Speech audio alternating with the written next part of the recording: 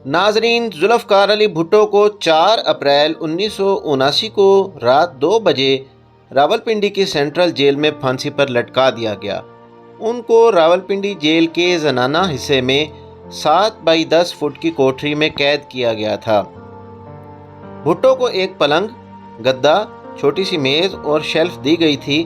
बगल में एक छोटी सी कोठरी थी जहां उनके लिए एक कैदी खाना बनाता था। हर 10 दिन बाद वो कैदी बदल दिया जाता था ताकि भुट्टो को उससे उन्स ना हो जाए। कभी कभी भुट्टो के दोस्त और दांतों के मशहूर डॉक्टर नियाजी उनके लिए खाना भेजा करते थे।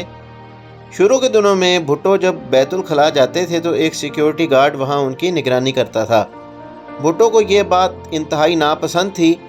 उन्होंने खाना बंद कर दिया था ताकि उन्हें बैतुल खला जाने की हाजत ही महसूस ना हो। कुछ दिन बाद उनकी सख्त निगरानी को बंद कर दिया गया और कोठरी के बाहर अलहदा एक बैतुल खला बनवा दिया गया था। पंजाब हुकूमत के जल्लाद तारा मसीह को भुट्टो की फांसी देने के लिए लाहौर से बुलाया गया था। तारा का खानदान महाराजा रंजीत सिंह के ज़माने से फांसी देने का काम करता था। बेनज़ीर भुट्टो 2 अप्रैल 1979 की सुबह अपने बिस्तर पर लेटी हुई थीं। जभी अचानक उनकी वालदा नुसरत भुट्टो कमरे में दाखिल हुई और कहती कि बेटा, तुम्हारे वालिद से मुलाकात करने जाना पड़ेगा।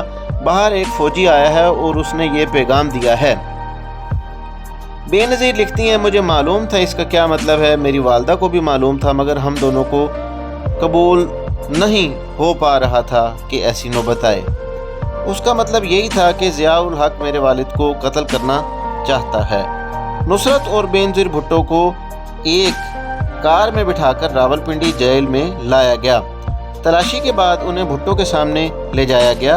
उनके दरमियान 5 फुट की दूरी रखी गई। भुट्टो ज़मीन पर बिछे हुए गद्दे पर बैठे थे क्योंकि उनकी कोठरी से मेज़, पलंग और कुर्सी को हटा दिया गया था। बेनज़ीर मज़ीद लिखती हैं, उन्होंने मेरे लाई हुई किताबें, मैगज़ीन मुझे वापस कर दी। बेनज़ीर भुट्टो लिखती हैं, मेरे वालिद ने कहा, मैं नहीं चाहता कि मरने के बाद वो लोग इन चीज़ों को हाथ लगाएं। उन्होंने मुझे उनके वकील के दिए हुए कुछ सिगार भी वापस किए। वो कह रहे थे कि शाम के लिए मैंने एक सिगार बचा कर रखा है। वो मुझे अपनी शादी की अंगूठी दे रहे थे, लेकिन मेरी वालदा ने उन्हें रोक दिया। इस पर उन्होंने कहा, अभी तो मैं इसे पहन लेता हूँ, लेकिन बाद में ये बेनज़ीर को दे दी जाए। थोड़ी देर बाद जेलर ने आकर कहा, मुलाकात का वक्त ख़त्म हो गया है। बेनज़ीर ने कहा, कोठरी खोलिए, मैं अपने वालिद को गले लगाना चाहती हूँ, लेकिन जेलर ने इसकी इजाज़त नहीं दी। गुड बाय पापा। और नुसरत भुट्टो ने सुलाखों के पीछे हाथ बढ़ाकर अपने शोहर को हाथों से छुआ। हम दोनों तेज़ी से बाहर की जानिब मुड़ी, मगर पीछे मुड़कर देखना चाहती थी, लेकिन हिम्मत जवाब दे गई। सलमान तासीर लिखते हैं, भुट्टो ने कहा, मुझे दाढ़ी बनाने की इजाज़त दी जाए, मैं मौलवी की तरह इस दुनिया से नहीं जाना चाहता। 9:55 पर उन्होंने अपने दांतों को ब्रश किया, चेहरे को धोया, बाल बनाए और सोने के लिए चले गए। रात 1:30 बजे उन्हें बिस्तर से उठा दिया गया। वो हल्के बादामी रंग की शलवार पहने हुए थे। जब सिक्योरिटी एहलकार ने उनके हाथ पीछे बांधने की कोशिश की तो भुट्टो ने उनको मना कर दिया, मगर उसने ज़बरदस्ती हाथों को रस्सी से बांध दिया और फिर उनको स्ट्रेचर पर लिटाकर 40 गज की दूरी तक ले गया। इसके बाद भुट्टो स्ट्रेचर से खुद उतरकर फांसी के फंदे तक चल कर गए।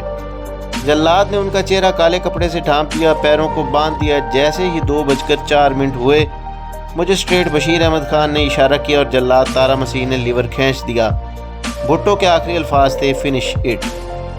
थोड़ी देर बाद खुफिया एजेंसी के एक फ़ोटोग्राफ़र ने आकर भुट्टो के प्राइवेट पार्ट्स की तस्वीरें उतारीं। हुकूमत इस बात की तस्दीक करना चाहती थी कि भुट्टो को इस्लामी तरीके से खतने हुए हैं या नहीं। तस्वीर उतारने के बाद उनकी तसल्ली हो गई और उन्हें इस बात में कोई शक नहीं रहा कि खतने हुए हैं।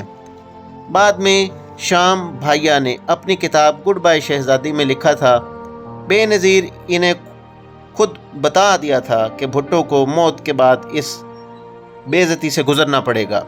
बेनज़ीर कहती हैं, अम्मी की दी हुई नींद की गोलियों के बावजूद 2 बजे मेरी आंख खुल गई।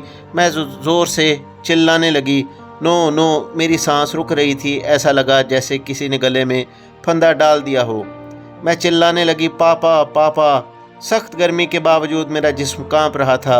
चंद घंटों के बाद असिस्टेंट जेलर आया और भुट्टो नुसरत भुट्टो और बेनज़ीर भुट्टो को बंद किए गए मकान में से आकर साथ ले जाने के लिए कहा।